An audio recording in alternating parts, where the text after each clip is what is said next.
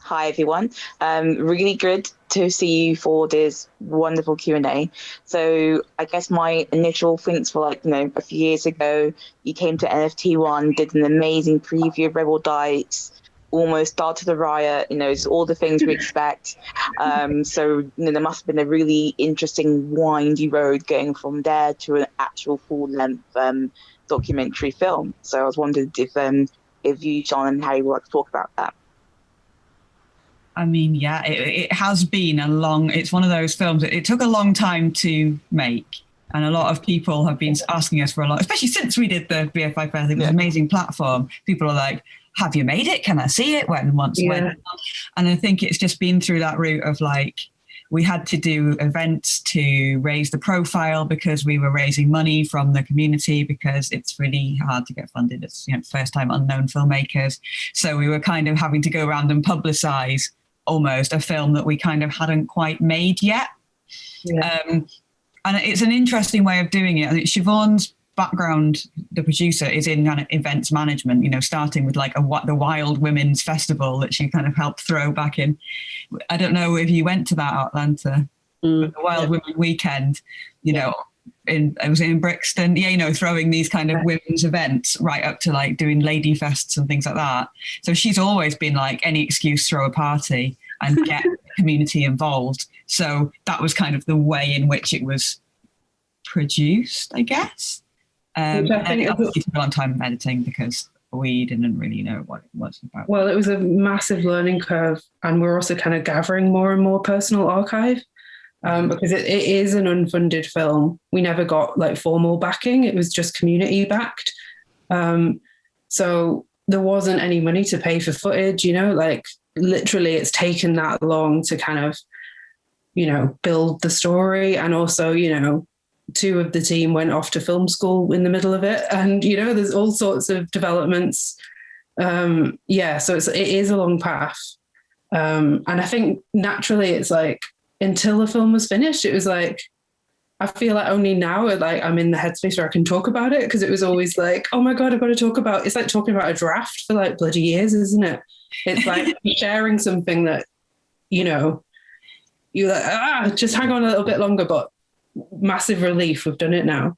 So I've actually done it now. I can't believe it. Yeah. But it was amazing to come to the BFI and be able to show a work in progress and have people I think it generated a lot of excitement. And I think I'm really glad that we had Karen Fish, just such a outright calling for revolution by the end of it. Which was just, I mean, you can see why she's such a prominent narrator in the film, along with Debbie Smith, who's also, I think she won't mind me saying, a bit of a Hellraiser. Absolutely.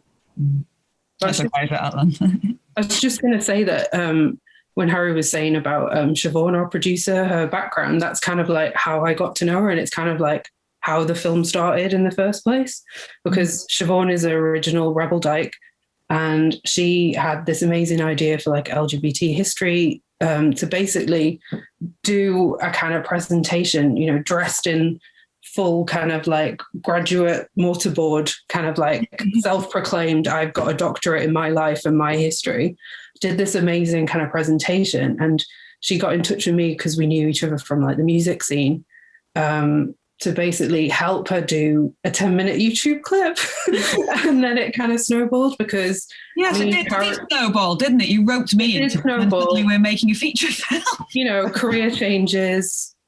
Siobhan was a nurse as well. Now she's the hotshot producer. Yes. And I was in a band with Harri, and we're really good mates. And we always wanted to make a film together. So I was quickly telling Siobhan, I need to invite Harri on this. And then that's where the core three of us started plotting. And that was literally 6 years ago, and 5 years ago from when we started shooting. And that's kind of the origin story. Yeah. Wow. Yeah. Many accidents. Yeah, and it's really awesome to hear that, and you all get along so well. It's like I'm surprised. Most of the time. Most of the time. Sometimes when my little messenger thing goes ping, I'm like, what do you want? To be honest, we just swap who's having the breakdown and just rotate. I think I said to you at one point, I think it's my turn this week to go crazy. Yeah, we have. Yeah, it's been emotional. It's very. I mean, the question I think that immediately comes to mind with a film like this is that you've taken on such a potent, interesting, thorny bit of history. I know. And what does it mean for you to create a kind of a historical and reflective piece like this, especially because I don't think either of you were alive at the time. I'm older than I look, but yeah. Oh, really? Were you? I was 6, so I wasn't going to be going to chain reactions, let's put it that way, but yeah, I was alive. Neither of you were going to the S&M clubs that you did. But how do you make a film like that? How do you remain accountable while remaining kind of truthful and creative at the same time? I think that the connections that we kind of built with the interviewees and the kind of the people around them as well. And I feel like, everybody we spoke to was so interesting, and we stayed in touch with everybody. And, so that's one of the things is that, we could always talk to people and sort of check things. And I think also Elliot, our composer, who we didn't interview because she was in Tel Aviv and it was a bit outside our budget to go and film her. But she's told me, as we've been working on the music side of things in post, some amazing stories and given us more context on what was going on at the time. It's like, but you didn't hear the other side of that. And I'm like, I interview you. But a lot of, and we interviewed everyone for ages as well. That's what you don't see. Like the interviews are like, some of them are like an hour and a half long, and we interviewed slightly more people than who were in the film.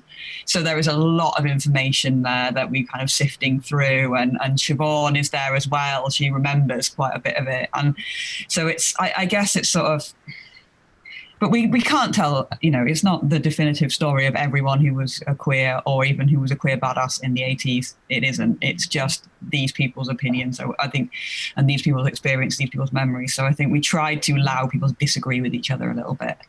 Yeah. Things were contested. We tried to show that there is a bit of a spectrum of views here about this or about that.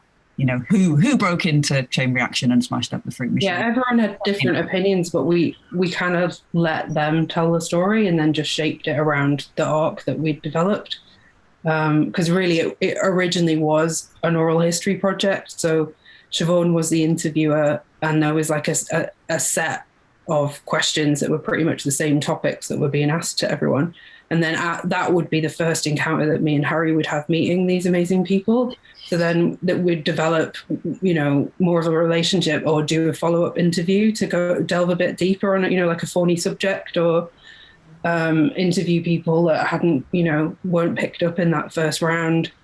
So it was just like the more and more we learn and the more research over the years, the more shaping of the story that there was. But it is, I don't know, I guess we're too close to it to see how hands-on we've shaped that story. I definitely think it's their memories in their own words, and we've just guided it along. And as with so many untold kind of history narratives, there just isn't the archive. There isn't, people think there's a hell of a lot of archive footage in there.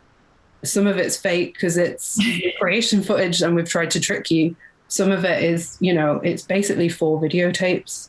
A lot of it, is personal photographs, which are invaluable, and all of these amazing people willing to share and be part of, so it's a big kind of gathering of that archive. I think sourcing that archive from Siobhan had a kind of big Facebook group going with everybody in. So we were gathering things. And if I got stuck, for example, when I was editing certain parts, because we kind of co-edited, but we edited separate bits. And then obviously, since COVID, we really haven't even been able to have a brew together, which has been awful, even though we live literally next door to each other. Yeah. But anyway, that's by the by. What was I talking about? Yeah, so sourcing that archive and having that kind of ongoing group And it meant I could put up a photo and say, sorry, does anybody know who that is? Or, where exactly was this place? Or, I think I was trying to find out a bit more about the South London Women's Centre, for example, because everyone was having such a good time, they didn't think to take a picture. Yeah, that was a big thing. They're a group of party animals, so that adds to it, as well as the fact that, lesbian narratives have been so often overlooked in like archive kind of collections. So yeah, I think that's a big part of like why we put their voices first, And Atalanta, you were actually there at the time. During the interview process, did you kind of feel like you were going through a sort of memory test? Like, were you kind of worried that you might have been recalling things maybe slightly different to sort of what happened? Like, it's a thing that's always going to happen sometimes, but. No, I don't think so. I was pretty young when I first moved to London. It was just after my 18th birthday. And I felt as though my memory was fairly intact, which maybe not all the rebel dykes could say. But no, I think of what I do remember, I think it's pretty clear. I was right at the beginning of my adult life, so I thought that was just kind of how things were. But it was an incredibly kind of potent and lively and anarchic community to move into. Yeah, beautiful. And, and as the film was sort of being fundraised and sort of going through step by step, did you go to any of the community events, or were you kind of a bit more distant for it as it was sort of going on the road to becoming a full-length documentary? I think I followed it pretty closely, and took part in some events. I'd always really wanted to be involved with the project, but I didn't have a film background at all. But I've managed to, finagle my way in, and got Siobhan to agree to us having a visual art exhibition as well. Yes, and which Atalanta is creating, and Atalanta was also involved in doing some walking tours of places that were important to the community in London at the time, and yeah, I thought that was really cool as well. So it kind of took off. It was a film, but it kind of had a life of its own, and quite a lot of the time. And I think me and Sian were kind of editing, animating, kind of trying to get that sorted. And there's all these kind of other things going on, and they had a film club that I don't think I even had a chance to go to, and all these kind of things. And there's some young women in Brazil making a zine about it, and so it's grown, and I think that's really, really lovely that it never felt like it was ours. It always felt like it was the community's, and I think it feels like that even more now. And it felt like that because we needed an ending to the film, so that's why the big kind of like reunion party with like this intergenerational kind of conversations happening, and I think that was just that was really fun. But also, I think just kind of like sums it all up, that basically we're all, we might all have different opinions or whatever, but we're all got this massive thing in common, and we're basically just rebellious queers that want to have fun. And also, there's politics as well, but it's, on the same level as having fun. Do you think like Siobhan achieved what she set out to, which was to create an intergenerational conversation?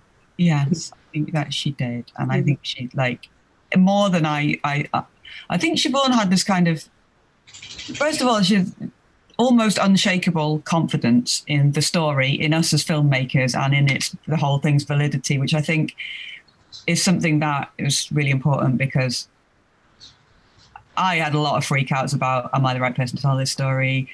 Can I speak for all these people? Can we get it right? Are we good enough filmmaking? All this kind of thing. And Siobhan was like, no, we can do it. You can do it. We need to do it, and we're doing it. And it was like, okay. Yeah. I think she really did. And I think people are talking about it, and young people are excited about it, and older people are excited about it. And it was so nice to see it at the gathering, this kind of real spectrum of people. And I just thought, that's what we need. And the Rebel Dykes were trying to make spaces for them, to meet each other.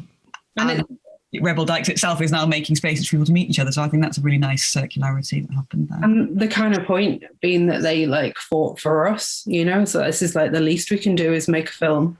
like, like it was a culture that I was already aware of, like, but so many people might not be, like, Debbie was already a hero of mine. Elliot was, Della Grace, photographer hero of mine, so I was like, why aren't more people talking about this group? And I know Rebel Dykes as a term is actually like a retrospective label that they probably didn't use about themselves at the time. Like Atlanta, I don't know, like what would it be, like SM lesbian or anarcho? Anarchist feminist, I think, in your interview. Yeah, well, we did call ourselves Dykes, definitely a lot, as you've probably seen on some of the banners. Yeah. I mean, the whole the community as a whole was quite fragmented as well. And I think that the film has created a unity of our identity, which isn't a bad thing at all. But some of the people in the film, for example, didn't know each other. Some people only went out clubbing and wanted to have a good time, which is great. Others were really political animals like myself. So we wouldn't have all necessarily given ourselves the same label. But there were lots of anarcho-feminists. I think what joins people is that kind of being a lesbian or being a dyke or being a queer woman in a different way, in a way that hadn't been seen before. That was, I think... It's bringing... like the pro-sex feminism that everyone seems familiar with from like 90s onwards and queer theory and stuff. It's basically shifting that timeline earlier to like early 80s and actually talking about it and interviewing people firsthand about it. Yeah, and I felt it really did a good job at talking about those divides in a way that didn't make it feel like it was either outdated or sort of or distant from what's sort of happening within sort of queer, feminist, lesbian, bisexual, queer women sort of circles now. And it really does speak between generations. Like you're saying, you got older people and younger people really excited about this film. Do you think there were any sort of conscious decisions into sort of how you got to that place? I think Siobhan always talked about, I want to tell younger people about us. She has always gone out of her way to make friends with people who are younger than her and kind of grab everyone into the thing. And that's how we ended up. I think she bumped into me when I was drunk and crying and having a terrible time one night and kind of gave me some very stern advice. And that's how we met. So she's always done that sort of thing of like wanting to talk. And we went to Siobhan and I went to the Lesbian Lives conference in the first year of the filmmaking. And we got talking we were talking in groups together, and a lot of people were saying then, oh, it's funny because my generation doesn't usually talk to your generation. So I was talking to women and non-binary people in their 50s, 60s, I think, Roz, who's in the film, is 70, I think she might be 72 now, so that's like the same age as my dad, which is weird because she's so badass.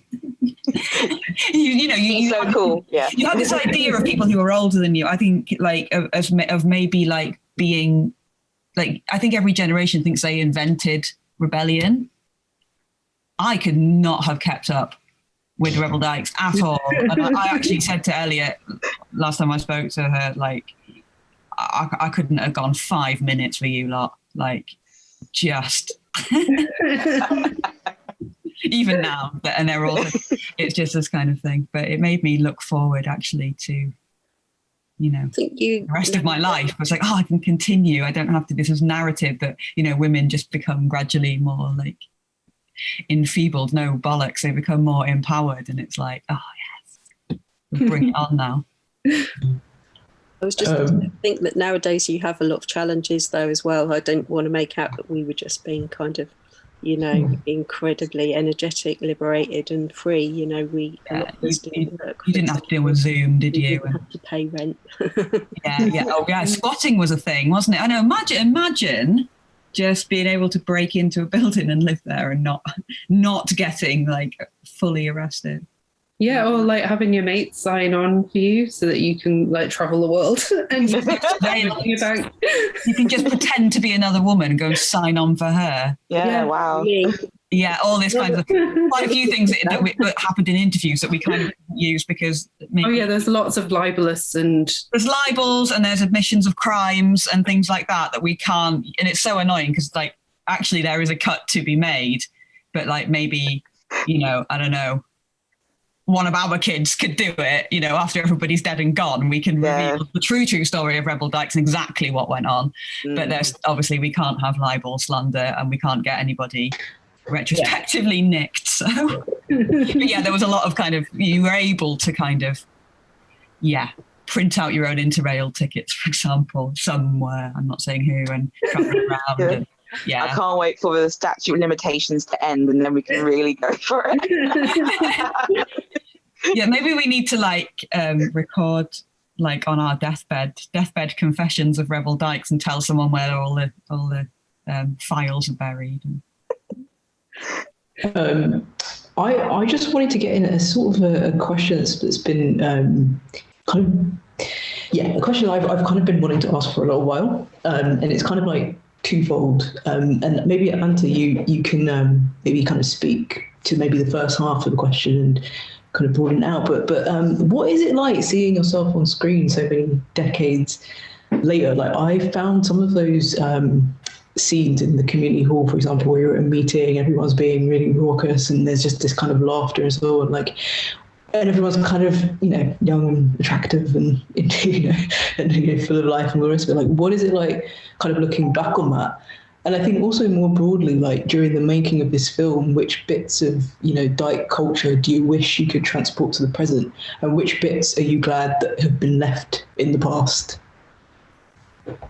Right, those are both great questions. I wasn't in actually most of the film footage, only in still photographs, so I've been spared that pleasure of comparing myself to my image in the past. So I can't really speak for the people who were in the film. I embrace aging anyway, and I'm quite positive about it. So it hasn't been too difficult, problematic for me. Let me think. Can you repeat the second half of your question, so?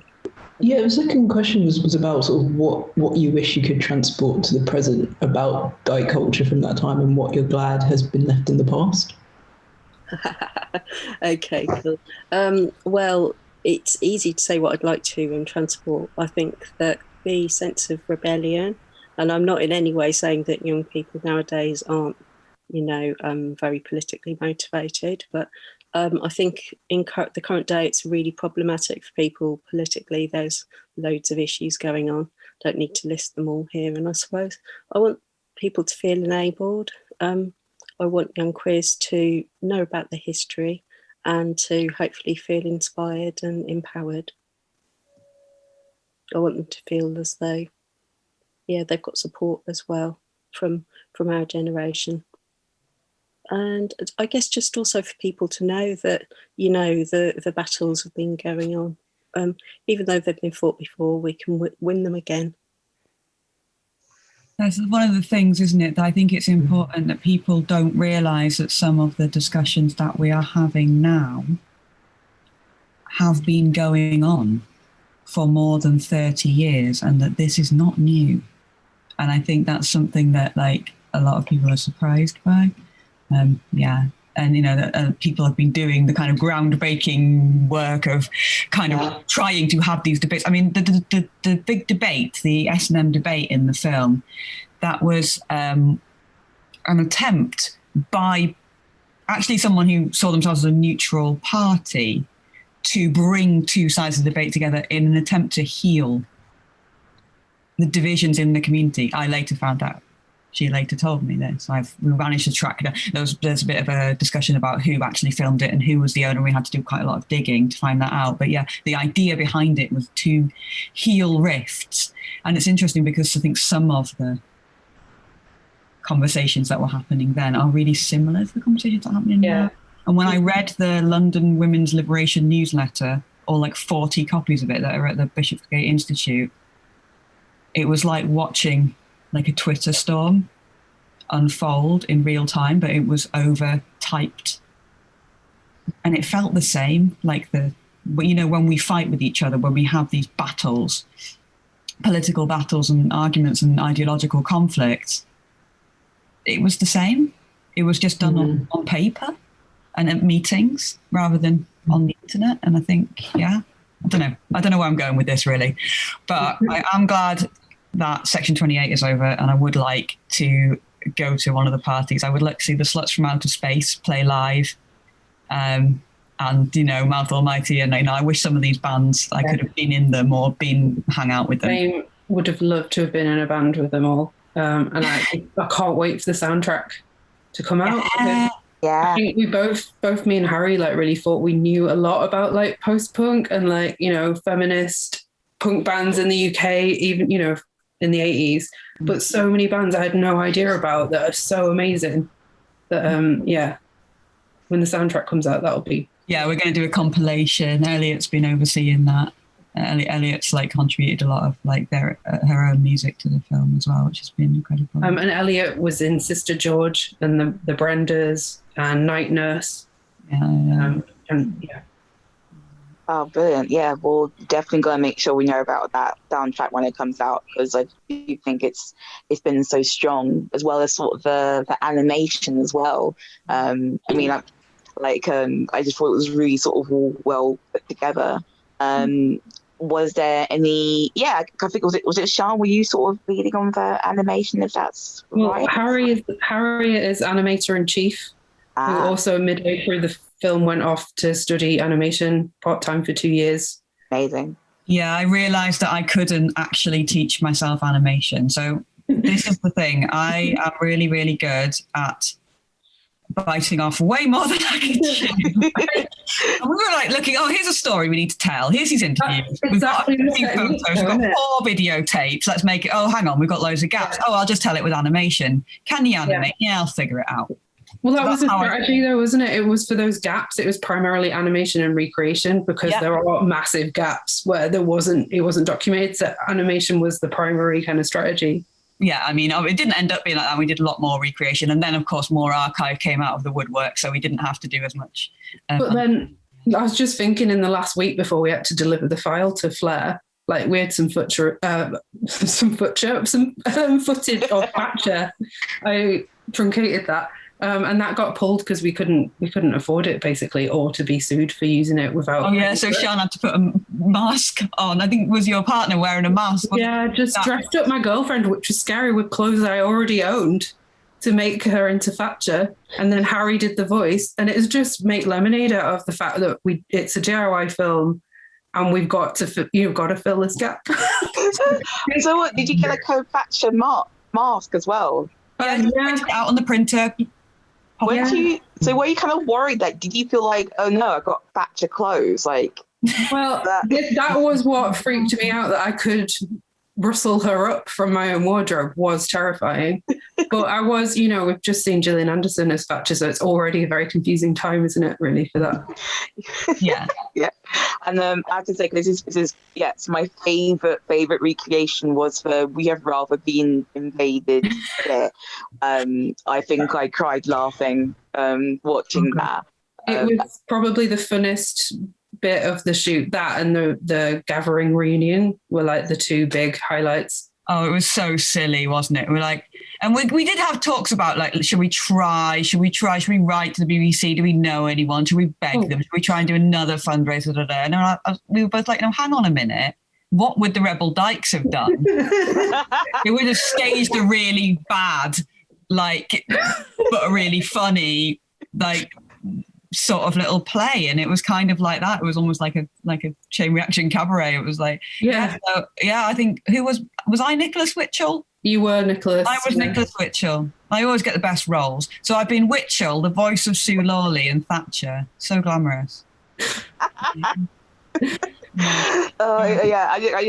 me, it was very punk, because I think also that means that your priorities really were the people the film were recreating, rather than sort of, rather than trying to get the so-called authentic stuff or the real stuff.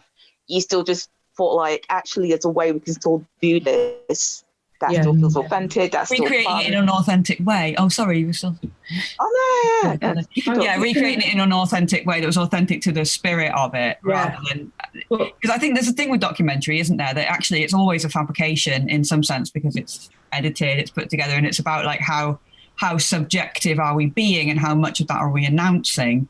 So sometimes the most honest thing is to be like, this is fake. And I think the same with the animation, really, that like 2D animation for me is more real than 3D animation. Not that I can do 3D animation, so that was a choice that was made for me. I did what I could.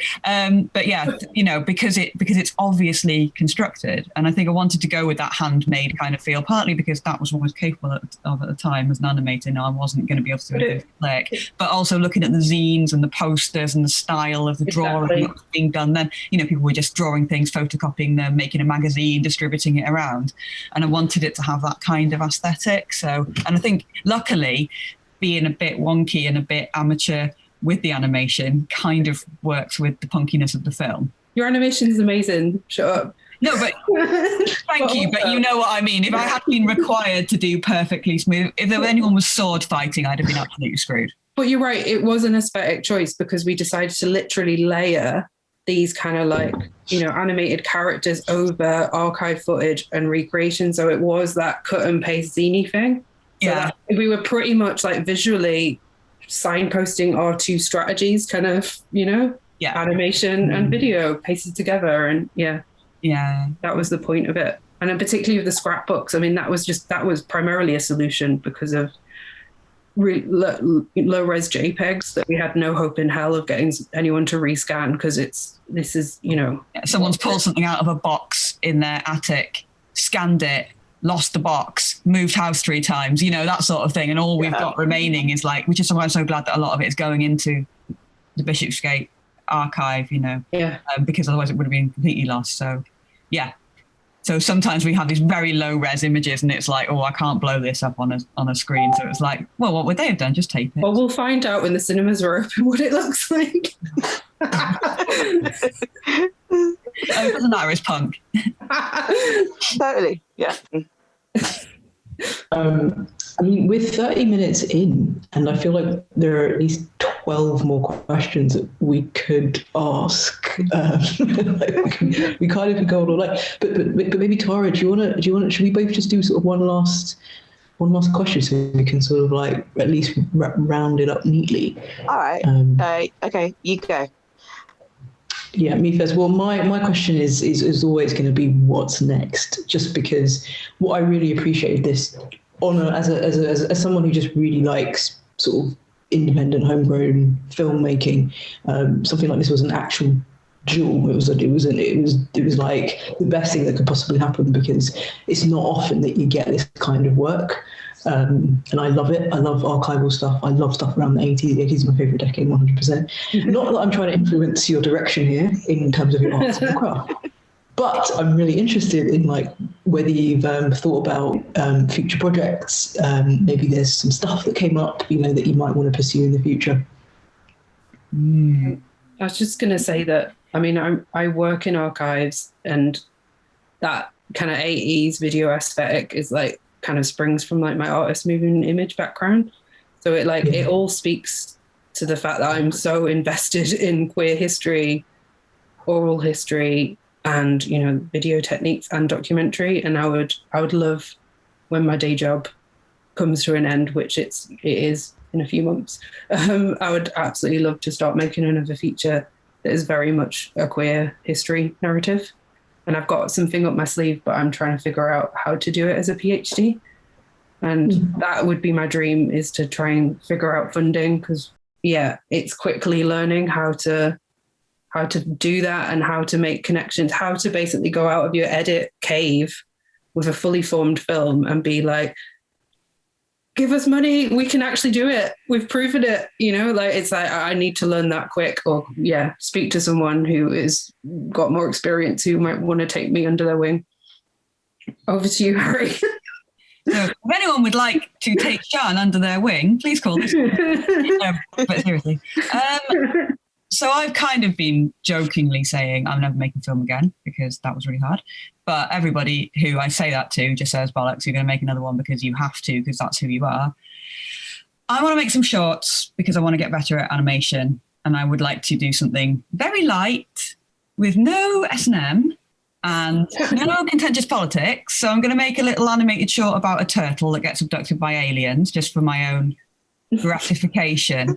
But there is a documentary that I've been wanting to make for many years, which is about my grandmother and Derek Jarman, because my grandma lived 2 doors down from Derek Jarman. So my family are from Dungeness. My granddad was fisherman. And yeah, Derek moved 2 doors down. We didn't know who he was, just a weird man. He was a weird man who kept setting things on fire. And my nan became friends with him, and she had a pet crow that used to go and pull up his plants and things like that. There is a cassette tape. It's at my nan's house. She won't let me have it, of Derek Jarman talking to my Granny O, who's my great grandma, my granddad's dad. So there's interest, but there's an interesting thing going on with Dungeness because since Derek Jarman came to live there, it's kind of caused this sort of gentrification happen. So myself as a queer artist whose family is from a fishing community, and I love Derek Jarman's work, it's just like I find myself in this interesting conflict, and I always think that those kind of conflicts make for good stories. But yeah, don't hold your breath, because it turns out it takes me 5 years to edit a film when Sian's working on it as well. So, well, I look forward to it for sure. I look forward to seeing what you both produce. That's the best pitch, like. And Atalanta, like, you know, what kind of things are you sort of up to? I know you're doing the Rebel Dykes sort of exhibition. You can talk more about that, or maybe something else that you're going to be getting up to as well. In terms of moving forward, then definitely it's the Rebel Dykes exhibition for me. There's someone else involved that we haven't really mentioned as well, which is Kat Hudson, and she is fantastic. And again, we've tried to keep the sort of intergenerational approach going by recruiting Kat to co-curate with me, and she's fantastically organised as well, which is very handy. And she has invited some younger artists to join us, and we're looking forward to that taking place in mid-June. I also want to do more of the Rebel Dykes tours as well, and me and Fish are looking forward to getting back on the streets again, and we've had quite a lot of demand for them, and we're looking forward to resuming the tours of Brixton. Be great. Of course, Fish had her show Rebel Dyke live, which was just like really cool and toured all over the place, and that's like that's just Fish's own personal story, and that was, you know, I went to see it and I was just like, so emotional, wasn't it? Yeah, we went to see it together, didn't we? It was just, yeah, and then we actually went and interviewed Fish again because of that show, because we were like, oh, there's so much here that we missed. Yeah. But yeah, so it's been loads of really cool projects. But Atlanta, you've got loads of artists for the exhibition, that like Rebel-Dyke artists from the original generation and young up-and-coming. Yeah. Up-and-coming sounds a bit yuppie, but you know what I mean. I've made a rod for my back, really, because I just keep on thinking of people who I want to be involved and keep on inviting people. So I think in the end, Kat and I have had to like draw a line and inviting any more artists, because we just spend all our time emailing. But yeah, we're really excited about the exhibition, really looking forward to it. It's going to be pretty big. Artists from a wide range of backgrounds, different ages, different media. So yeah.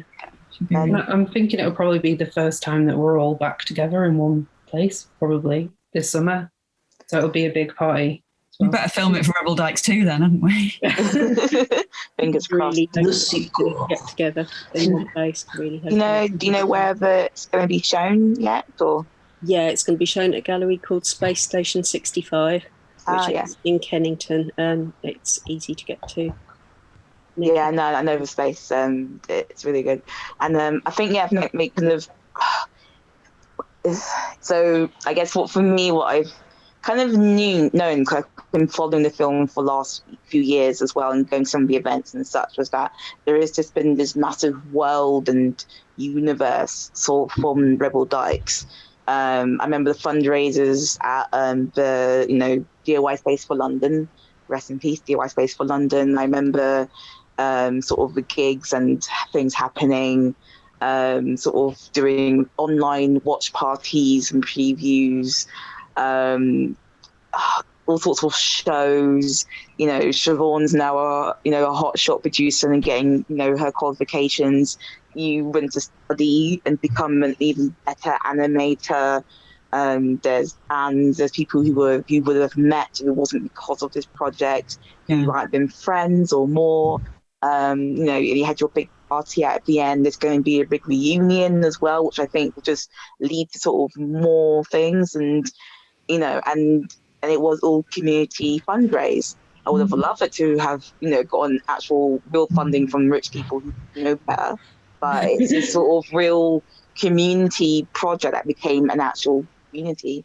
And I just think that's probably the most beautiful thing about this film for me. I think there was some healing that happened as well, like between some people who had fallen out some time ago. I mean, everybody's very young at the start of the film. And so, as Atalanta says, not everybody knew each other. We interviewed some people who were mostly at Greenham Common, and then we interviewed some people who were mostly here and there. But some of the people did know each other, and some of the people who aren't in the film, who are like peripheral to the film and in the group, there was a lot of things that happened, when we're friends and we're lovers and we squat together and, you'd be hard pressed to get on with everyone all the time.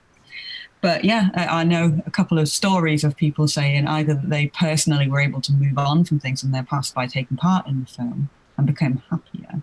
And people who said, I haven't spoken to that person. Siobhan a couple of times has said, I haven't spoken to this person or that person for like 20 years. And I had to contact them about a photo, and we got chatting, and I feel better because we, fell out on a bad note or something. And it's just like, well, that's nice. That's beautiful. Atalanta, is there anything you wanted to say about sort of that, this rebel-like universe that's now been created? Just for me personally, I think it's been really positive. It hasn't necessarily healed any rifts, but it's brought me back in contact with quite a few women dykes that I wasn't in contact with. And at the moment it feels like a pretty positive, if sprawling beast. And it's been positive for me just to be able to look back over the times. I think it's brought us together, definitely, as a community again. And hopefully, going forwards into the future, it will give us a lot of power to work together and create some more great projects. Yeah, I think it would be nice if it carried on having a life, and I hope that I stay in touch with as many of people as possible from the film. It would. It's kind of a weird feeling, actually, it being over. Because it's just been our life so long. I think it has to do a cleaner cut for distribution. We've got to take out apparently there's too many boobs. Whipping as well is a big a bit too much spanking. Yeah, it's ironic that it's like, given what the film is about, but we want young people to be able to see it. And I wouldn't want someone's mum to stop them watching it because there was a bit of a slippery nipple. That wouldn't be cool. We want young people to see the film. I mean, who has decided there's too many boobs? You could do like a family version. The board of film censors decides there's too many boobs, I think. You could do like a family version and then like a director's cut. This is the thing. There's a 15 cut that's going on video on demand that we've still got to go through and work out what we need to remove. But the 18 version, the version that you've seen, we're going to keep that, and we're going to try to show that on big screens and have that as a community event thing and show it live and have that, a special sort of thing. Hopefully, that's the plan, I think. Hey, thank you. Is everything? Thank you so much for taking the time to chat with us about this awesome film, and I hope people watching at home really enjoyed it. What do you think, Jay? Yeah, I really, really appreciate this. Like I said, we could probably do, if this was a live thing, we probably would have just had a full evening probably of be able to talk about it and everything. It just feels like it's so rich, and I'm just really grateful that you all made it and that you all pulled together and created it. So thank you so much for this Q&A as well. Thank you for having us, and thank you for selecting us for the festival. It's like amazing to me that a film that we pretty much made in our bedrooms is like reaching this kind of audience, and yeah, it's incredibly exciting. So yes, thank you. And especially after the backing that Flare gave us originally as well, it really means a lot that our world premiere is with you guys. So yeah, absolutely. First big screen that we got to show on, and it was like cool. I want to say thanks to Harri and Sian for all their hard work, because I'm coming in very much at the end of the project to do the exhibition. So I know they've been, beavering away. Oh, thank you. Thanks for being a rebel dyke. Yeah.